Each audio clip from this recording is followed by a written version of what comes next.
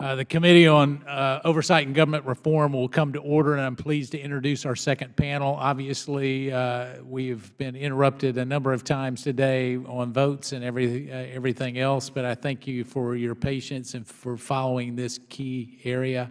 So I'm going to go ahead and introduce you. I think Mr. Conley is on his way. Mr.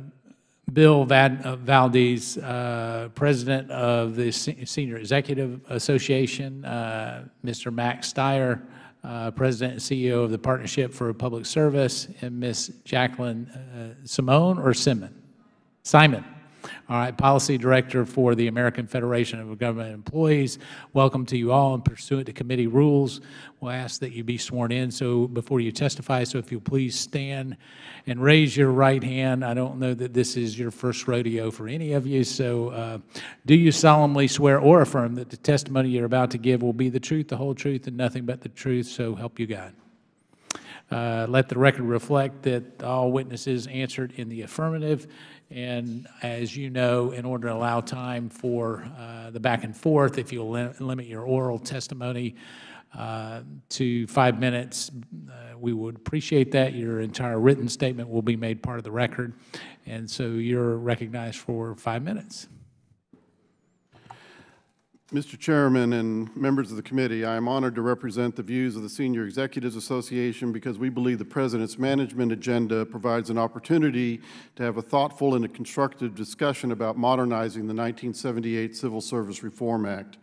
The PMA correctly states that the decline in public trust in government can be directly linked to public perceptions about the effectiveness of the federal workforce. I am convinced that the vast majority of civil servants are effective stewards of taxpayer dollars.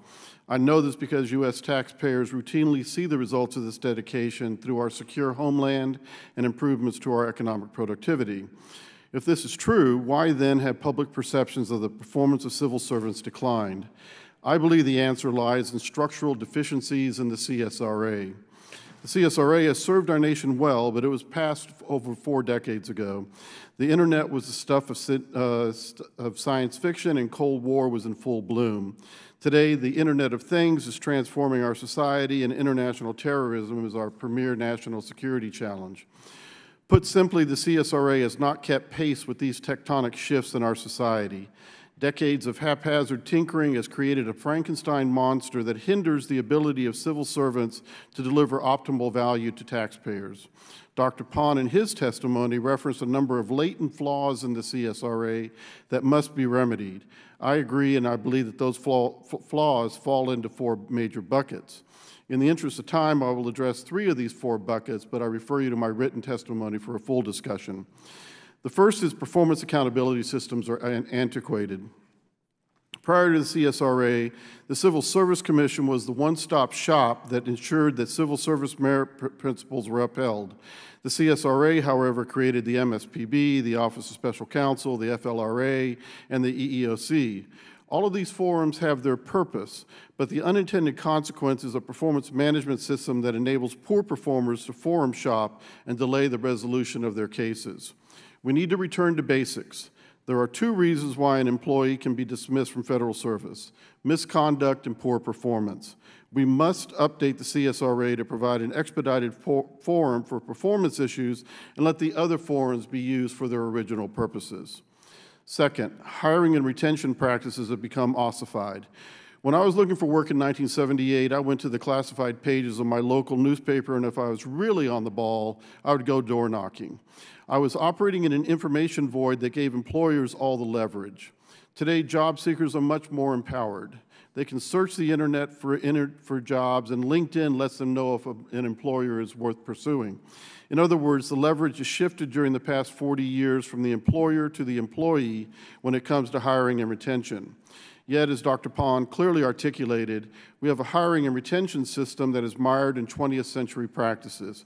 It is not nimble, it is not effective, and we are losing the talent of on war as a result. We need to completely rethink the general schedule, the classification system, and how we incentivize high performance.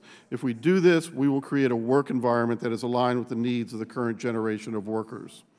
And then third, the CSRA has exacerbated the career political divide. The CSRA created the Senior Executive Service as the bridge between administrations and to serve as expert advisors to administrations as they pursued their agendas.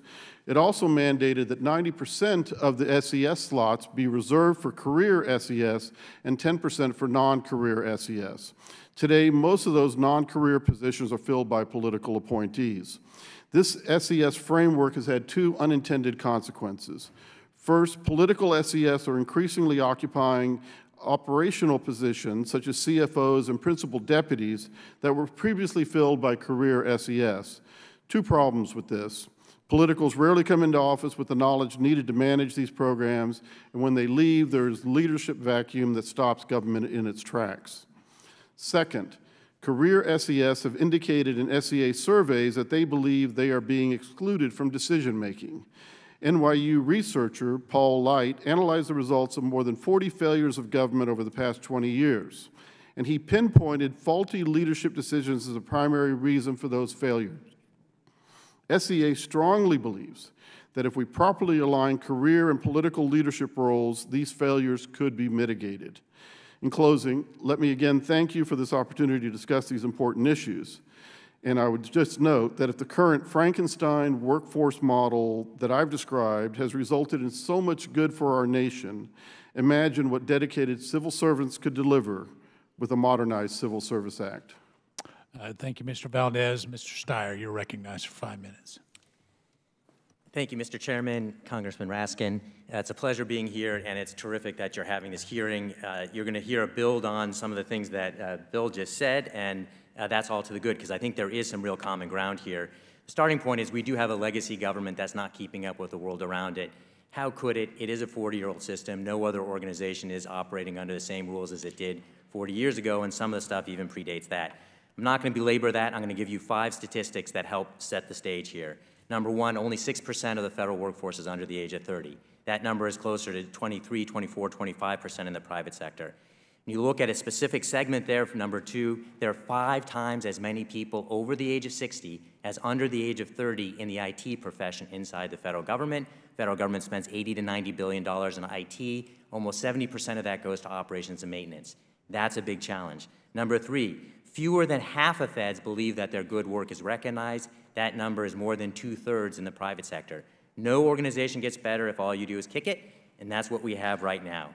Number 4, barely over 60% believe that they can raise a violation of law or ethics without fear of retaliation.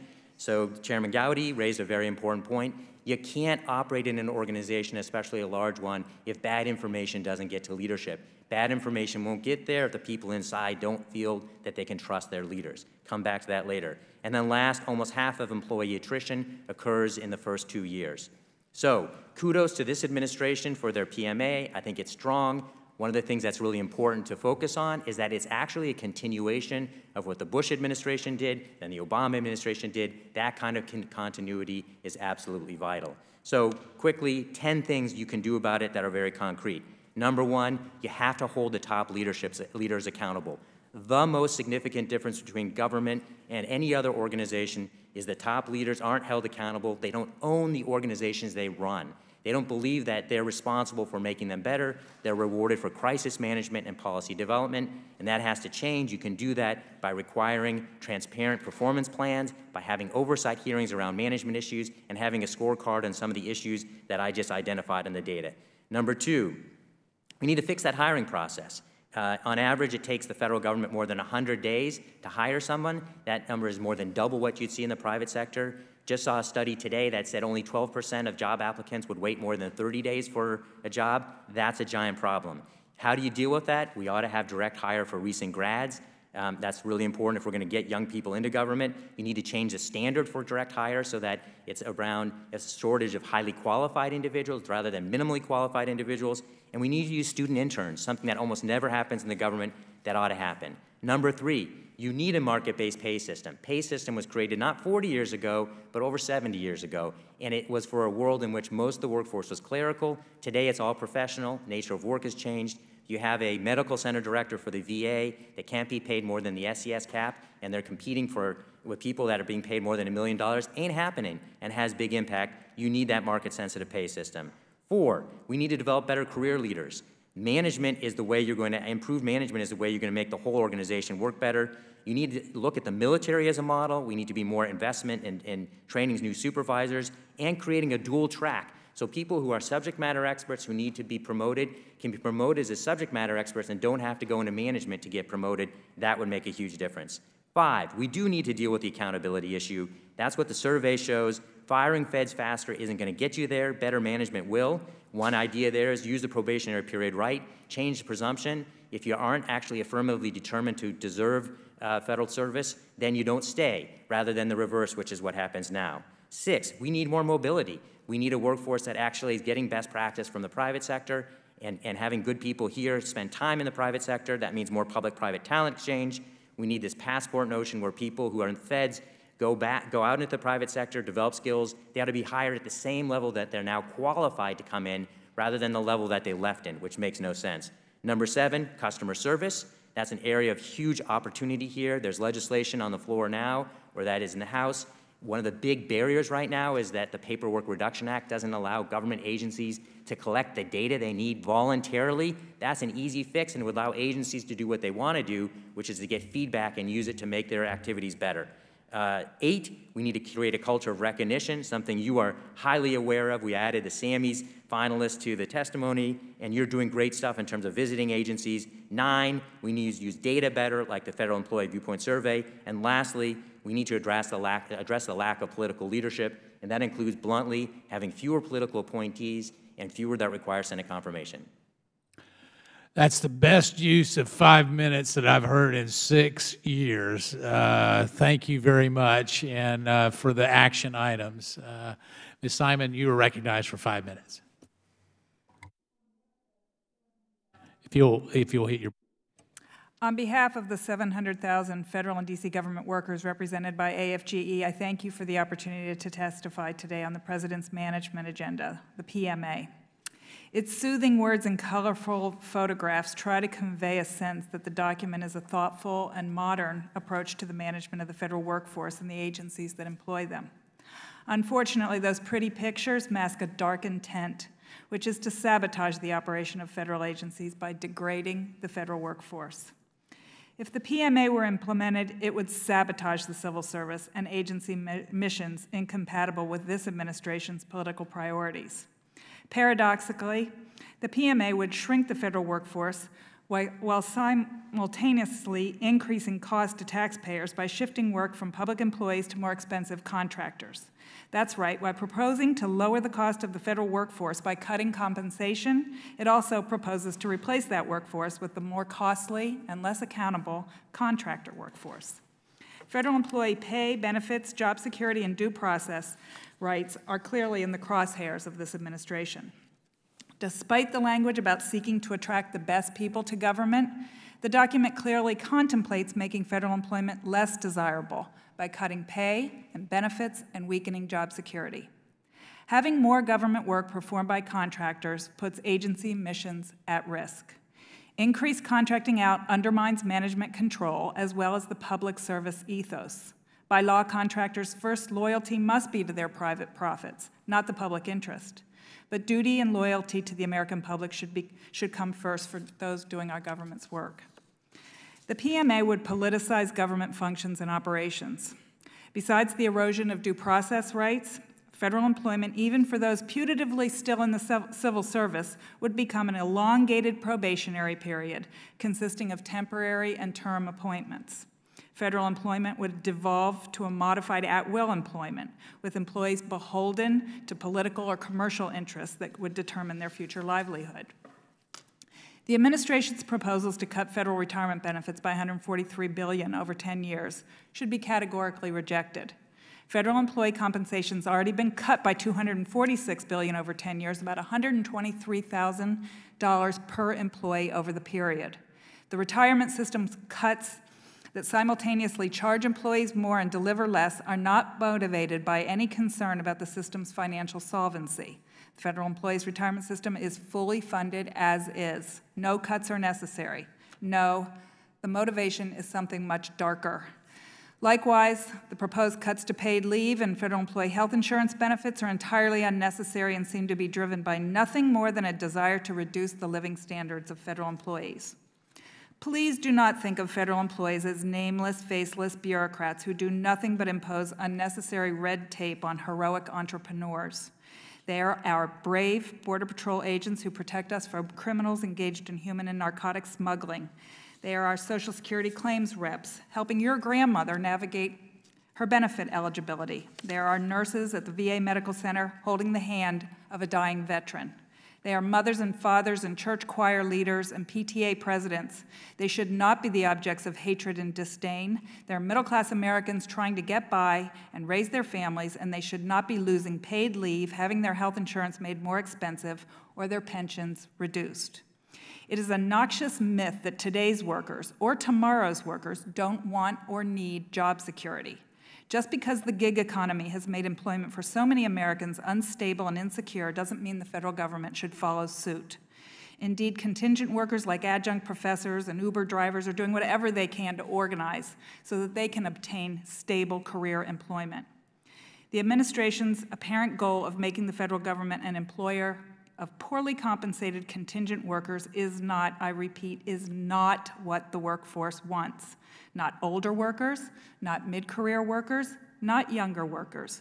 No federal worker wants his compensation cut or her job security taken away. For all the reasons described above, we think the best way to describe the President's management agenda and the administration's personnel management agenda is a set of worst practices. The PMA is a worst practices document that would sabotage government agencies. This concludes my testimony. I'd be happy to answer any questions you may have. Thank you, Ms. Simon. Thank each of you for your testimony. So I'm going to recognize myself for a series of questions. So, Mr. Steyer, let me come to you. The Federal Employment Viewpoint Survey that I talked about earlier with the first panel, do you believe that that's a critical tool for helping us understand the viewpoint of federal workers? Absolutely. I think it's incredibly useful data. It's useful as an aggregate, but it's even more powerful when you look at smaller components of government and compare and contrast what you see, because there's huge variation across agencies and within agencies, and there's a lot to be learned from that. So if we're looking cross agencies like that, as we've had in a previous hearing, OPM was looking at changing the questions, obviously is running a pilot. Is this something that you would support? I think you always have to look at how to improve things. There's a lot of value in having the benchmarked data available to you. So I think changes, you have to be, careful about what you do change so that you can be able to compare over time. I do think there's some things this year they're doing a full census rather than a sample, and I think that makes for much, much better data as well. So I think there are places that you can have improvement. The biggest improvement would be in turning around the data faster. So I believe earlier this year that the Department of Veterans Affairs made a decision to cease offering the Federal Employee Viewpoint Survey. So at first, if you don't succeed, change the matrix in terms of what you measure that success. I say that obviously tongue-in-cheek. I would assume that that's not something that you support? So interestingly, in this instance, I think the important thing, again, is to have comparable data. So are they going to compare the data with? Yes, and my understanding is that they're also planning on doing quarterly pulse surveys. So again, so what you're saying is they're going to take the model and actually improve on it? Yes, and so as long as it's comparable, one of the challenges in government is that it's often not looked at as an integrated enterprise. So what are they doing to make sure it's comparable? Well, one, they're talking to OPM is my understanding, and they're talking to us as well. And to my mind, the biggest positive is the idea that if they want to make it management useful, having it more regularly available, i.e. on a quarterly basis, is very powerful. So you're not waiting, more than a year to get back information about whether what you're doing is working. So I think that is actually a best practice that more agencies should be doing. You don't have to ask the full 80+ questions, but to target smaller groups of questions and have them taken more often is actually really good. So again, I think there's some real positives there. Your basic point is the right one, which is no agency should be going off and doing it on its own in a way that doesn't enable the transparency. Yeah, I guess what I want to do is make sure that I've got a benchmark so that I'm not Yes. comparing an apple to an Yes, orange. And yes. so what you're saying is that you believe that we can accomplish that. I believe so, and I think, in fact, we might get more or a nicer apple, too. All right. So, Ms. Simon, let me come to you. From your opening testimony, obviously you're not a fan. So, how do we fix some of the problems that we have, or is it your testimony that we don't have any problems? Well, obviously, there are problems in the federal government. So, how do we fix them? Well, Because we've got a 40-year-old system, and so tactically, the plan that's been laid out. I guess you said it had a dark component to it.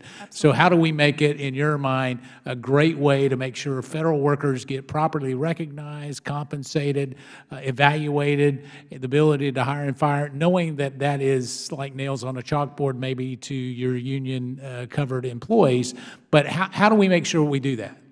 Well, the idea of hiring and firing and properly rewarding employees is anything but nails on a chalkboard.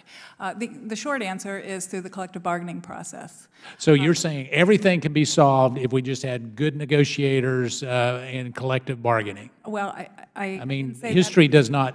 I didn't say that. You've had because- collective bargaining for the last 40 years, so if we've got a problem and we've had collective bargaining, how is that going to solve it?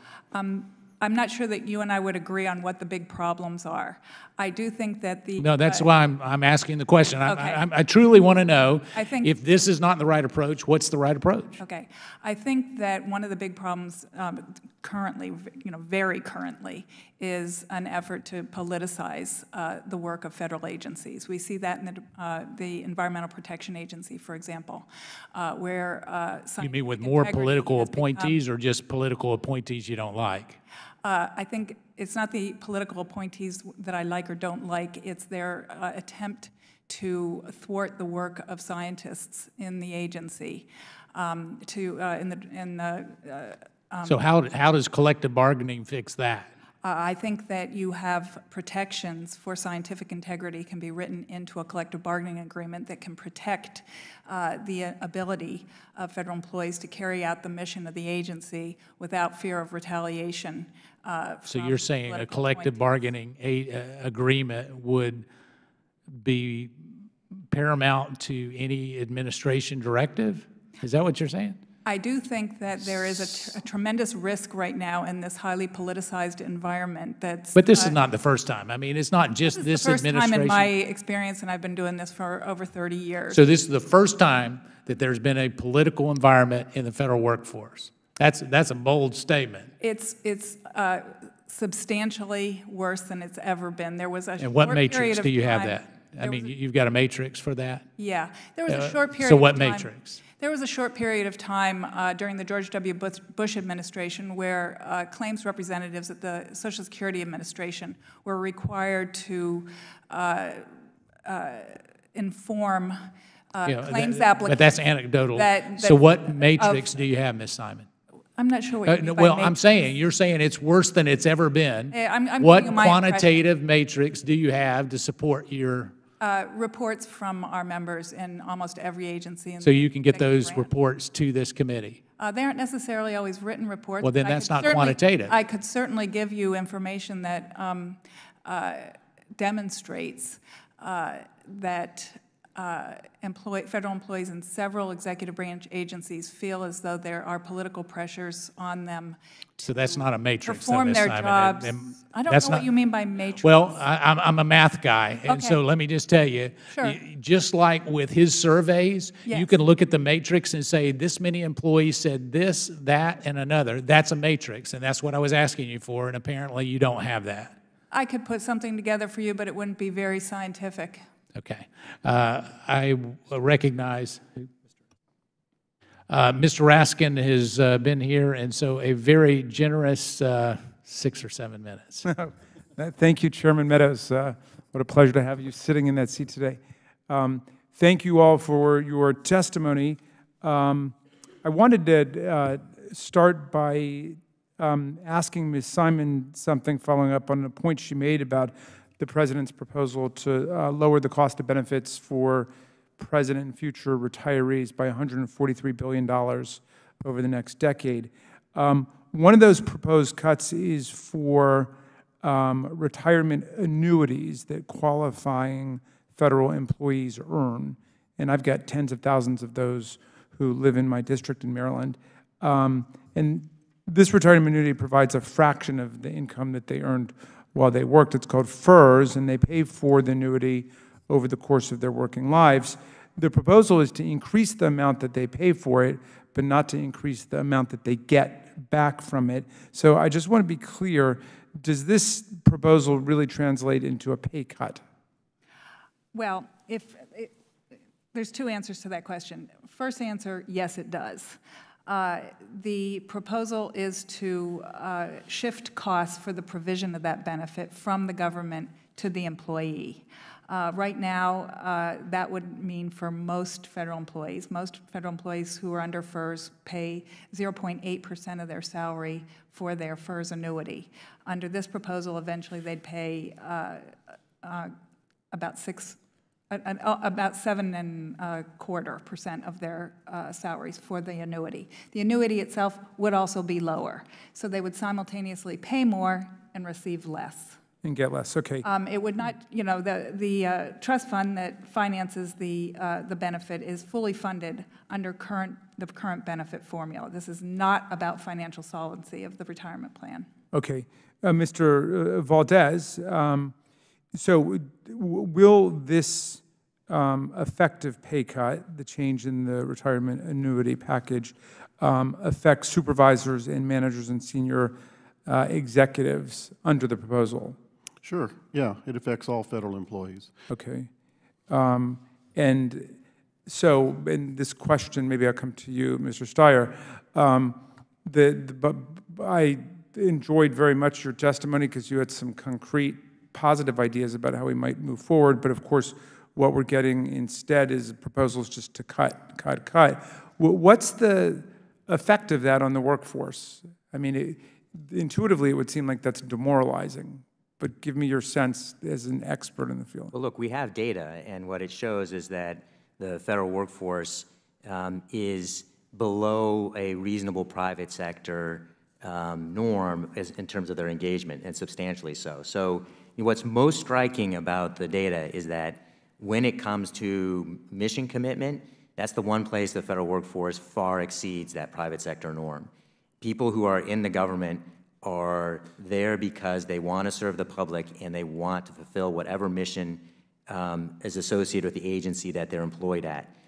Where they are being held back from achieving that mission is mostly through their leaders. And so that's the place where you will have biggest bang for the buck, is improving the overall leadership, and that's from the top down. And there are a lot of very, again, positive things to do to address that. Gotcha. What do you think needs to be done in order for us to be having the right conversation about remoralizing the workforce, uplifting everyone, and making it more efficient and effective? In a minute.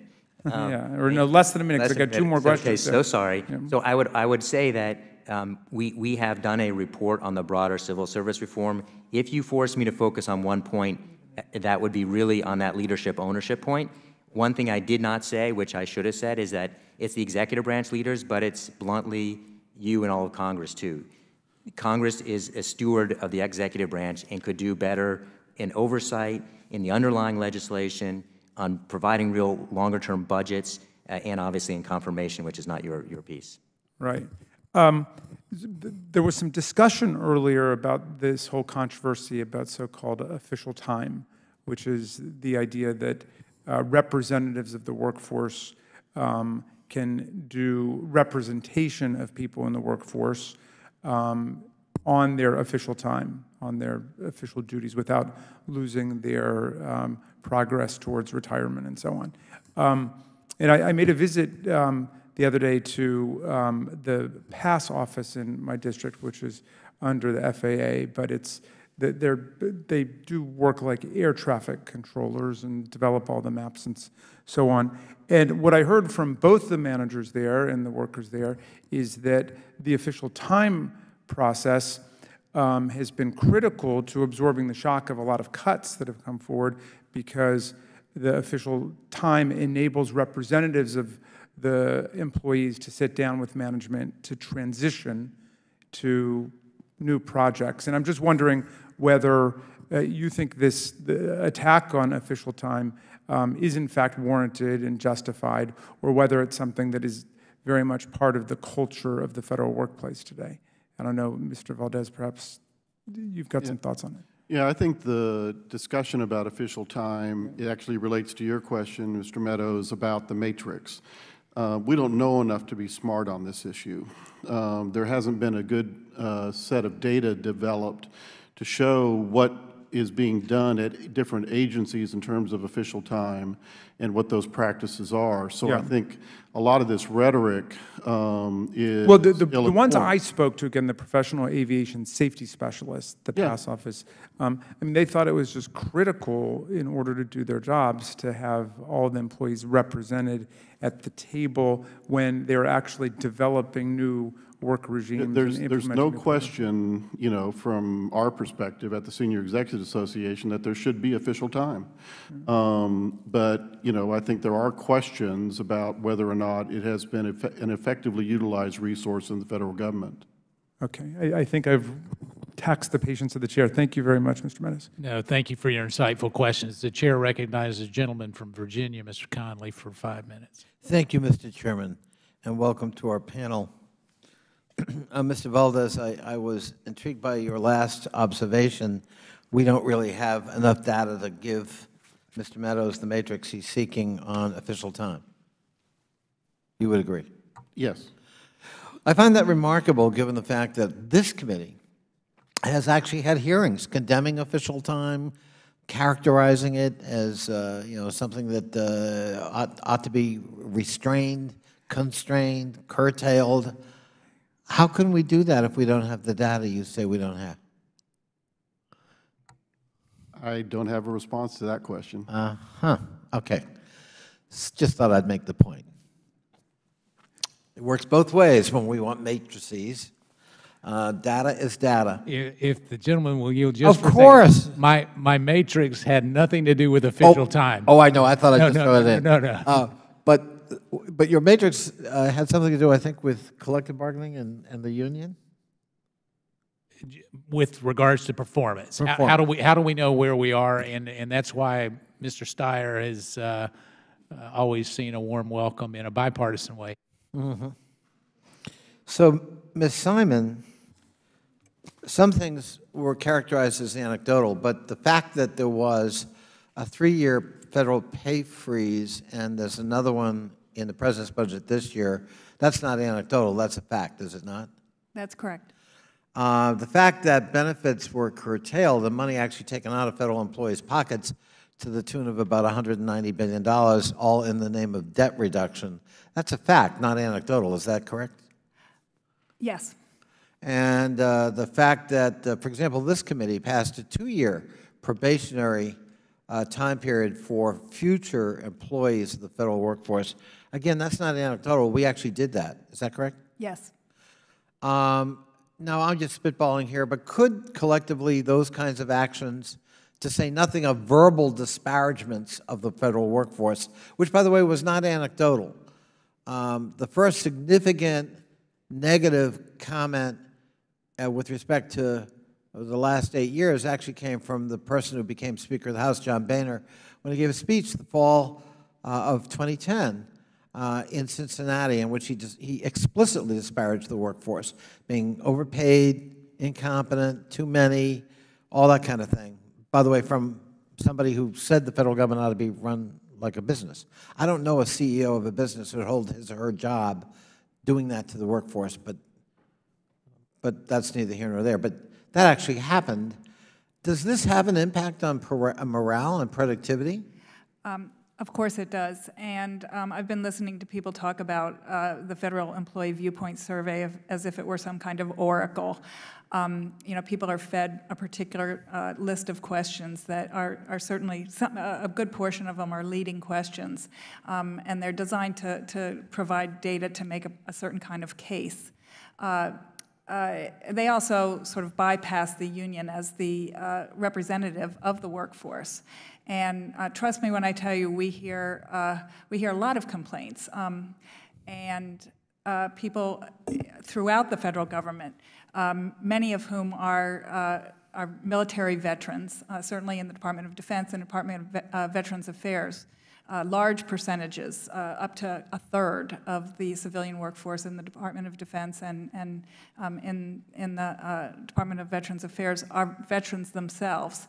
And the rhetoric that surrounded the accountability law that was passed in last year was so harsh and so demoralizing and defamatory to that workforce, as if they don't care about the welfare of veterans. I'm going to run out of time, but I do want to say the chairman of this session is not one of those people. I mean, to my friend Mr. Meadows' credit, he's gone into federal agencies and actually had work sessions with employees to hear their perspective, to learn more. I wish all of our colleagues took the time to do that. Because there is such a sense of angst created by this kind of rhetoric and this kind of behavior. I'm going to run out of time, so if you don't mind, Ms. Simon, I'm going to ask Mr. Steyer and Mr. Valdez one last question. Impact on recruitment. We're going to lose, I mean, huge percentage of the current workforce is eligible for retirement. How do we find a replacement, especially at the higher end skill set, with this kind of context, with this kind of negative or hostile context with respect to the federal workforce and attitudes toward the federal employee coming out of this body, current administration, and previous administrations, as my friend Mr. Meadows points out? How do we do that? And then I'll, of course, yield back my time. Yeah, I think it's an excellent question, and I think back to the 1970s when the military was under such attack, following the Vietnam War, and the, morale in the military was so low. It's sort of analogous to what's happening today. What I think is important that we restore a sense of purpose to the federal government worker and a sense of the nobility of public service. And that is a bipartisan effort that needs to be done, and it needs to be done in conjunction with Congress. The American people deserve a good government, but they're not going to get it with the kind of rhetoric that we're hearing in the press and elsewhere. Look, I think this is a very real problem, and we heard a question earlier from the other chairman about trusting government, and I think it's a fundamental issue because our government's our only tool for collective action to address our most critical problems that has the imprimatur of the public and the taxpayer resources behind it. It's a critical element of our democracy. And we have a set of problems, and what you're describing is a real one, but it's a little bit like the house with the leaky roof that's also on fire, and you got to deal with the fire first. The fire first is that we don't have leaders, either in the executive branch or here in Congress, that truly own the organization that they're responsible for. They are rewarded for crisis management, policy development, but not for making their organizations better. I would posit that if you required, some sort of scorecard on the data points we've talked about already and developed better ones, had real transparency around whether the leaders are performing in a way to drive that number up when you ask how many people can raise a violation of law or ethics without fear of retaliation, that would have a bigger impact. If you require those leaders to take responsibility for recruiting great talent in, that's not something that happens today, and it does happen in every other good organization. Thank you. Mr. Chairman, thank you for your patience. I ask unanimous consent to enter into the record testimony of Anthony Reardon, President of the National Treasury Employees Union. Without objection. I thank the Chair. I thank the gentleman for his kind words, and right before I recognize the delegate from the District of Columbia, Ms. Simon, I want to point out one thing because I'll forget it if I don't do it now. In your testimony, you talked about displacing federal workers with subcontracted or the like contracts. Just know that the chairman,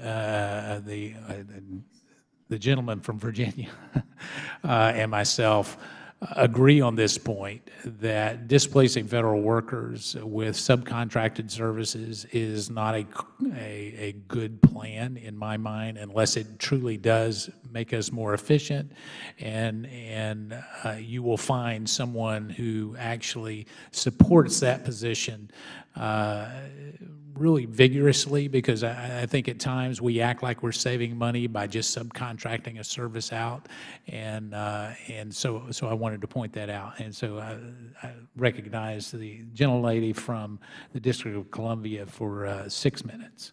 Thank you, Mr. Chairman. I thank you for pointing that out. That would be a matrix that we'd have to measure as well if we subcontract.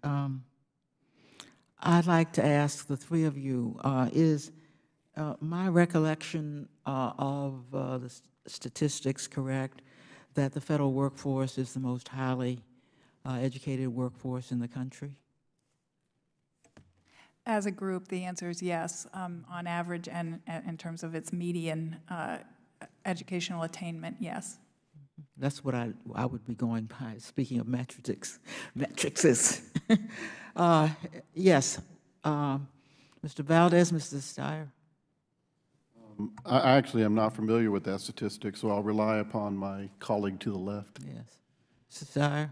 I think you're entirely correct that it's a workforce that has a very high level of educational attainment and expertise, and that's one of the reasons why we need to see a different system, because 40 years ago it looked very different. And what we've seen overall— 40 years ago, yes, it was fewer. So it's a workforce that has been moving from much more in the way of clerical activity to much more professional. So, and that's really the point I'm getting to. If we're going to have these, have the best workforce in the country because of the nature of the work, it's federal work, are we recruiting people at the same level that the private sector is when you consider technology and at the same level, so that we would end up with the same, with a parity workforce today? Are we keeping up, in other words, with the competition that we're facing from abroad and from everybody else as we try to make sure we maintain these standards? My answer would be no, I don't think we are. I would say that people still want to work for the federal government because the work is so important, but there are certainly concerns about the relentless attacks on the compensation package with threats to reduce the number of days of paid leave, threats to shift costs for health insurance and retirement benefits, and turn everybody into either a term or a temp employee with no any kind of career tenure. It makes the federal government a much less attractive proposition than it was even a few years ago. And I spent my time at the Department of Energy, which is a highly technical organization, and we didn't have trouble attracting the kind of high talent, high-level talent that we needed. But I would agree that there has been, in recent years, a reluctance, particularly among young people, to enter federal service when they have options in the private sector. I really did have in mind that generation, the millennials, who ultimately are going to have to replace, if we, they seem to be very opportunistic in how they look for work. I'd like to follow up on this official time notion, because we've had hearings on that, and I believe that in the course of collective bargaining, the Department of Education may have actually dispensed with official time. For all practical purposes, this faux contract, and it's certainly not a contract because a contract requires two parties, right? This was implemented unilaterally. Official time has been eliminated for all representational work. So I don't understand how a collective bargaining contract can work at all if there's no official time in order to attend to. So somebody needs somebody to handle their particular grievance. That's what official time is largely for. How is that done? Well, under this, we call it an edict sometimes, faux contract, because again, it was not collectively bargained. It was imposed unilaterally.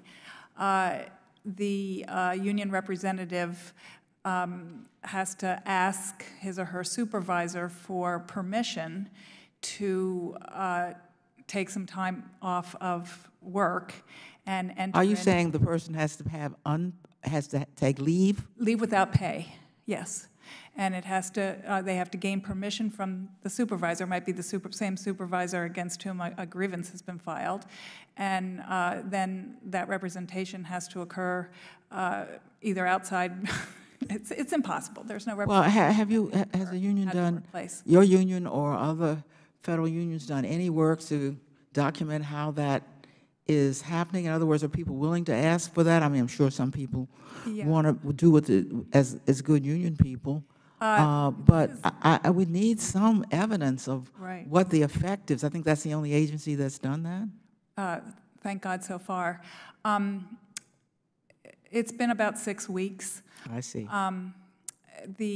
Since, you know, we're really put in a corner because, as you know, we have a legal obligation to represent members of our bargaining unit. Is anybody suing if you absolutely have a legal obligation under the law? Is there a lawsuit about being deprived of official time which would enable carrying out that legal obligation? Well, we've filed an unfair labor practice complaint with the FLRA, but without the FLRA can't really rule on it right now. Because they don't have, we went Right. through that in the first panel. Yes. I'm not an attorney, so I can't really talk about our legal strategy, but Well, I am one, and I asked you to ask your own general counsel certainly our general counsel is to look looking into our into legal what I see is, I don't care what options. the FLRA, if they get a counsel or not, unless they correct this, it does seem to me to be a violation of the ability to bargain at all. So I don't want to predict the outcome, but I can't, it's a lawsuit just waiting to be filed. Thank you, Mr. Chairman. I thank the gentlewoman for her questions. I thank each of you for your testimony, and here's what I would like to ask each of you to do. Actually, Mr. Steyer put a 10-point plan out there, so Mr. Valdez, if you're willing to look at that 10 points, and if you need a copy of it, we'll get it, but I'm sure you already have it.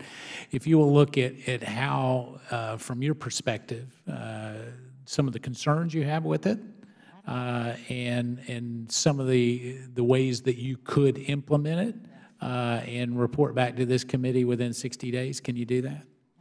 Absolutely. All right.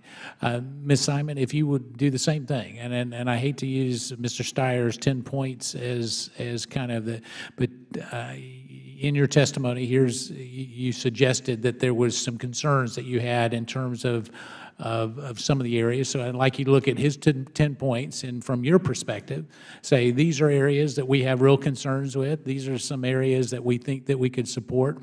And that way it doesn't come in one bucket. We can take this as the benchmark and all look to that. Because what I'd like to do is, from both of your perspectives, be able to take the 10 points that he's recommending, which really comes from really the federal employees. I mean, those recommendations come directly from input, and I know that you were not positive about the way that they get that input because it bypasses the unions, but at this point, it's really the only data that we have as I go down looking at the data in terms of what federal employees are saying. And so if you could do that, Ms. Simon, and report back in 60 days, same time frame? I'd be happy to do that. However, I would also, if with your indulgence, like to share with you maybe a couple of collective bargaining agreements, because they really show what the priorities of federal employees are. Certainly, if you want to get that along with that submission, but 60 days, is that enough time, Ms. Simon? Okay, and Mr. Steyer, here's what I would like to ask of you, is you look at this, if you could look at it from your perspective of the two different opinions we may have from our senior executive and then from our covered employees, if you can look at it and say, from an oversight standpoint, here are some of the areas that you have to be really concerned about. If you could get that back in the same 60 days, if that would be appropriate. So again, thank you to all of you for your testimony and your graciousness for being here so late. And if there is no further business before the committee, thankfully, we will go ahead and adjourn.